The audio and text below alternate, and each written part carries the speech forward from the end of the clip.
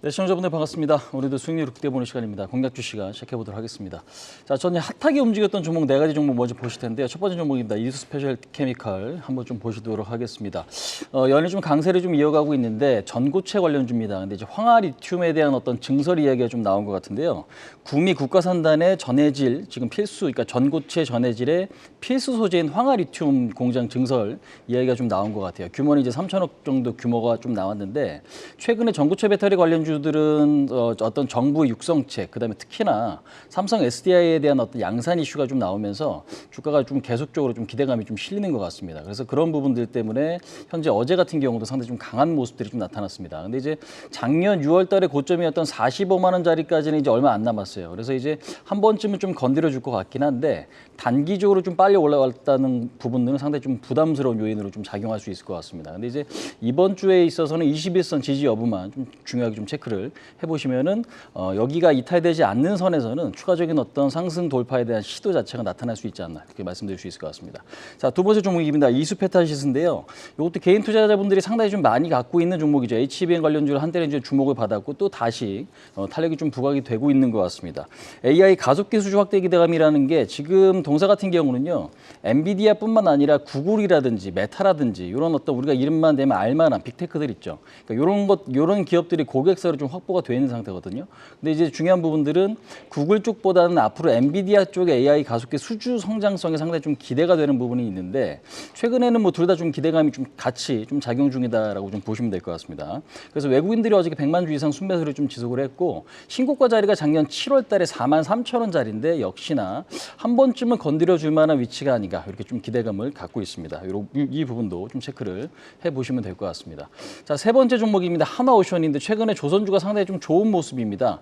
아무래도 유가도 좀 최근에 올라오고 있고 그다음에 선가도 상당히 좀 좋고요. 그다음에 무엇보다 미국과 중국의 어떤 갈등 이런 것들이 조선 업종에 좀 힘을 좀 불어넣고 있는 이제 그런 모습인 것 같습니다. 그러니까 지금 신조선가 같은 경우에는 183을 좀 기록을 하고 있는데 이게 2008년도 8월 달에 고점이 193이거든요. 그러니까 지금 거의 고점에서 지금 얼마 안 남은 상황이다라고 좀 보시면 될 것 같고 무엇보다 지금 동사 같은 경우에는 미국의 필리조선수 그러니까 필리조선수 인수에 대한 어떤 이야기가 작년 10월 달에 좀 발표가 됐어요.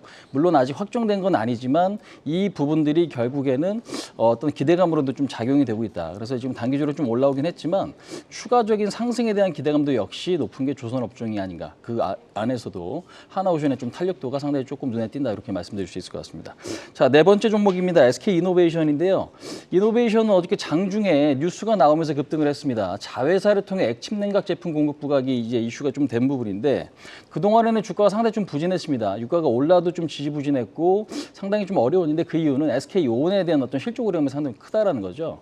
이 부분들이 우려감은 있지만 오히려 그거를 조금 어제는 좀 이긴 부분들이 액침 냉각이기 때문에요. 일단 이 부분도 좀 단기적으로 우리가 좀 면밀히 좀 체크하셔야 될 내용이 아닌가 이렇게 좀 말씀을 드릴 수 있을 것 같습니다.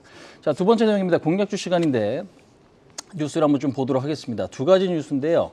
지금 보시면 리튬 가격 반등 이렇게 좀 나와 있습니다. 근데 이제 요 뒤에 어떤 기사의 내용 좀 보시면은 리튬 가격이 이제 반등을 하기 때문에 K 양극재에 대한 어떤 실적 개선 청신호가 켜졌다라고 이야기가 좀 나타났습니다. 그래서 일단은 이런 부분들이 있는데 결국에는 지금 가장 중요한 부분들은 우리가 이제 탄산 리튬 가격이 지금 톤당 11만 위안을 조금 여전히 기록을 하고 있다라는 거죠. 특히나 JP모건이 CATL 중국 업체죠. CATL에 대한 어떤 목표 주가를 상향시켰습니다. 그래서 일단은 배터리 쪽에 대한 어떤 기대감 요인이라든지 실질적으로 상품 가격이 안정이 됐다라는 건 상당히 좀 긍정적이기 때문에 이 뉴스와 우리가 관련주들 같이 좀 체크를 해 보실 필요가 있을 것 같습니다. 자, 두 번째는 액침 냉각 부분인데요. 요즘에는 이제 AI 관련해서는 굉장히 좀 다양한 방식으로 좀 파생이 좀 되고 있는 것 같습니다.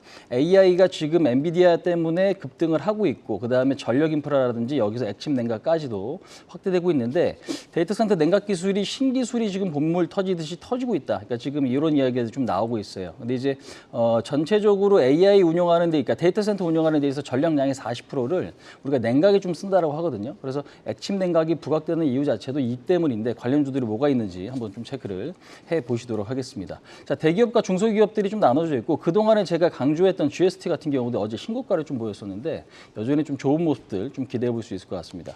자, 그럼 여기서 제가 좀 오늘 기대감을 갖고 보는 있는 종목은 어떤 종목이냐? SK 이노베이션을 시청자분들께 좀 소개를 좀 시켜드려보도록 하겠습니다. 일단 SK 이노베이션 많은 분들이 좀 알고 계실 겁니다. 근데 이제 주가가 상당히 좀 부진했죠. 이유는 SK 온 때문이고 SK 온이 흑자 기대감이 있지만 여전히 전기차 산업이 조금 그렇게 호락호락하지 않는 상황에서 적자를 좀 이어가기 때문입니다. 근데 이제 정유 산업이라든지 석유화학 쪽, 윤활유 쪽은 사실상 메인 캐시카우에서 역할을 좀 잘해주고 있습니다. 그래서 실적은 그나마 좀 잘 버티고 있지만 아직은 어떤 상승에 대한 트리거, 모멘텀이 지금 좀 부족했던 찰나에 지금 SKEN무브 자회사죠. 하반기에 액침 냉각 제품을 처음으로 공급할 것으로 좀 예상이 되는데 SK텔레콤 데이터센터에 먼저 좀 써보고 그 다음에 괜찮으면 대래 좀 납품하기로 된 이제 그런 내용입니다. 그래서 이 부분들이 상당히 좀 긍정적인 것 같고요. 그다음에 이제 최근에 유가가 좀 올라온다라는 부분들도 긍정적인 요인이 좀 될 수 있을 것 같고, 그다음에 지금 정제 마진 1분기에 상당히 좀 양호했습니다. 그래서 지금 작년 4분기에는 적자였지만 1분기에는 턴어라운드가 돼서 4,500억 정도 지금 영업이 흑자를 좀 기록할 것으로 좀 전망이 되는 만큼 실적에 대한 기대감도 역시 높은 위치다. 근데 이제 동사 같은 경우는 주가의 흐름이 아직은 좀 부진합니다. 근데 이제 부진하기 때문에 지금 봐야 되는가에 대한 어떤 의구심도 좀 드는 건 좀 사실이긴 한데 그래도 밑에 낮은 자리에 그러니까 하방에 좀 제한될 수 있는 위치라고 좀 생각을 하기 때문에요. 현재 위치에서는 좀 관심을 갖는 게 좀 맞는 것 같아요. 그동안에 제가 종목들을 소개시켜 드릴 때는 신고가라든지 낙폭과대 같이 조금 설정해서 소개시켜 드렸던 부분들이 있는데 동사 같은 경우는 낙폭과대 종목으로 좀 이해를 해주시면 좋을 것 같습니다. 일단은 목표치는 13만 2천 원, 손절 라인은 11만 4천 원 이렇게 좀 잡고 대응을 하신다면 그래도 조금 더 안정성이 생긴 종목이 SK 이노베이션이 아닌가 이렇게 좀 말씀드릴 수 있을 것 같습니다. 자, 설명은 이 정도까지 좀 마치도록 하고요. 자, 시청자분들 오늘 성투하시길 바라겠습니다. 지금까지 홍의진이었습니다. 계속해서 다양한 경제 이슈를 알고 싶다면 구독과 좋아요, 알림 설정 부탁드립니다.